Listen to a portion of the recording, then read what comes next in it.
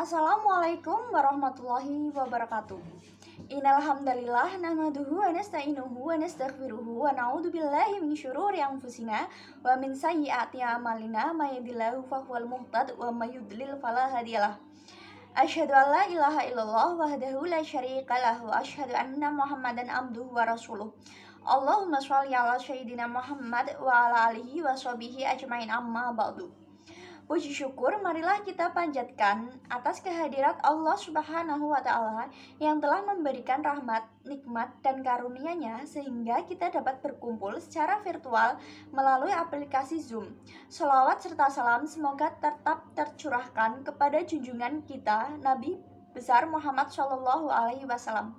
Tak lupa pula yang terhormat Bapak Dr. Sabilal Rosyad MAG selaku dosen pengampu mata kuliah fikih dan teman-teman kelas A Ekonomi Syariah yang kami cintai dan kami banggakan. Perkenalkan, kami dari kelompok 3. Di sini kami akan memaparkan materi terkait dengan sholat fardu. Sebelum ke materi pembahasannya, saya akan memperkenalkan anggota dari kelompok kami terlebih dahulu. Yang pertama, Anindya Gaida Rahma. Yang kedua, David Apriansyah. Yang ketiga, Ira Linda Lestari. Dan saya sendiri, Riza Fadilah. Pengertian dan kedudukan sholat. Sholat menurut bahasa adalah doa. Sholat menurut istilah ialah suatu ibadah yang mengandung perkataan dan perbuatan yang diawali dengan takbiratul ihram dan diakhiri dengan salam. Di dalam Islam, sholat memiliki arti penting dan kedudukan istimewa. Yang pertama, sholat merupakan ibadah yang diwajibkan oleh Allah Subhanahu wa Ta'ala. Yang kedua, sholat sebagai tiang agama. Yang ketiga, sholat merupakan amalan yang pertama kali dihisab pada hari kiamat. Waktu-waktu sholat fardu. Yang pertama, sholat subuh. Yang kedua, sholat zuhur. Yang ketiga, sholat asar. Yang keempat, sholat maghrib. Dan yang kelima, sholat isya. C. Syarat-syarat sholat. Para ulama membagi syarat sholat menjadi dua macam. Pertama, syarat wajib dan kedua, syarat sah. 1. Syarat wajib sholat. Syarat wajib sholat adalah sebagai berikut. A. Islam sholat diwajibkan terhadap orang muslim, baik laki-laki maupun perempuan, dan tidak diwajibkan bagi orang kafir atau non-muslim. B. Balik, telah sampainya usia seseorang pada tahap kedewasaan. C. Berakal sehat. Syarat sah sholat. Syarat sah adalah syarat yang menjadikan sholat seseorang diterima secara syar'ah. Adapun syarat-syarat sah sholat adalah A. Mengetahui masuk waktu. B. Suci dari hadis kecil dan hadis besar. C. Suci badan, pakaian, dan tempat dari najis hakiki. D. Menutup aurat. E. Menghadapi kiblat. F. Niat. Adapun rukun-rukun sholat sebagai berikut. Yang pertama, takbiratul ihram, yaitu membaca Allahu Akbar. Yang kedua, berdiri pada sholat fardu bagi yang sanggup, tidak wajib bagi orang yang lemah. Yang ketiga, membaca surat Al-Fatihah.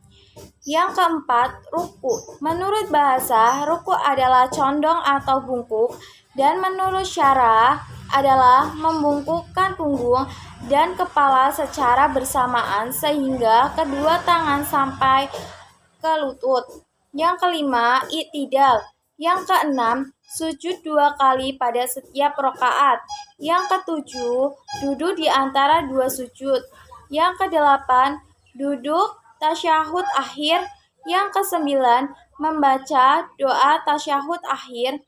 Yang ke-10, membaca sholawat atas Nabi Muhammad SAW dalam tasyahud akhir. Yang ke-11, mengucapkan salam yang pertama. Yang terakhir 12, yaitu tertib. Adapun perbuatan-perbuatan yang membatalkan sholat adalah berbicara baik sengaja maupun tidak, makan dan minum, banyak bergerak secara berurutan selain gerakan sholat, tidak menghadap kiblat, terbuka aurat dalam keadaan sengaja atau tidak seperti dibuka oleh angin, datang hadas kecil atau besar, terkena najis, murtad, gila atau pingsan, berubah niat untuk membatalkan atau keluar dari sholat, meninggalkan rukun atau syarat sholat, mendahului imam bagi orang yang sholat berjamaah, melihat air bagi orang yang sholat dengan tayamum, mengucapkan salam dengan sengaja sebelum selesai sholat. F. Tata cara sholat fardu. Adapun tata sholat fardu sebagai berikut.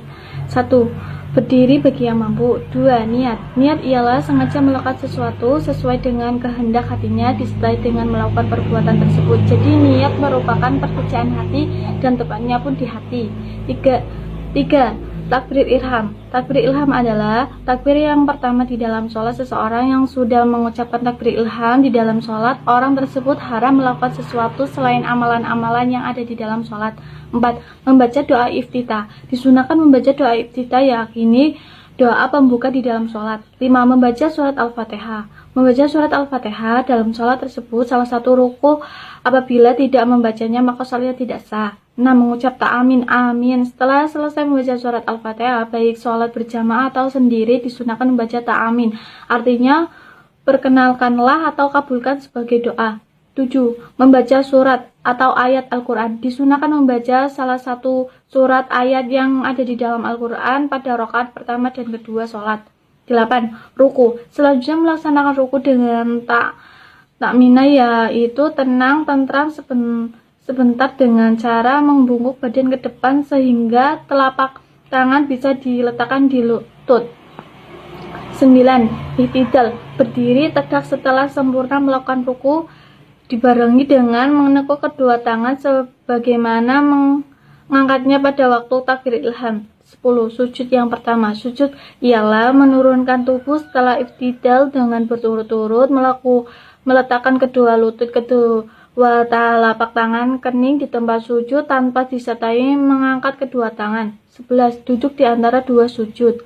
Duduk di antara dua sujud disebut duduk iftirasi, yaitu kaki kiri diduduki oleh pinggul seperti kiri, sedangkan telapak kaki kanan berdiri tegak dan jari-jarinya mengepal di atas alas. 12. Sujud yang kedua. Cara melakukan sujud yang kedua sama dengan sujud dan doa pada sujud pertama. 13. Tasyahud awal.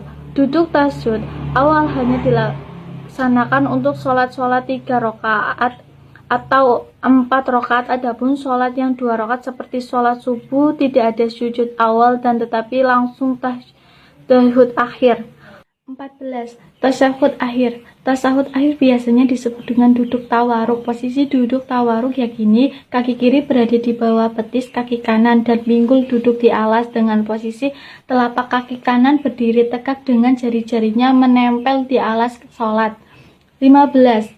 Mengucap salam. Setelah selesai membaca tasyahud akhir lalu mengucapkan salam 2 kali, yaitu sekali menoleh ke kanan kemudian menoleh ke kiri.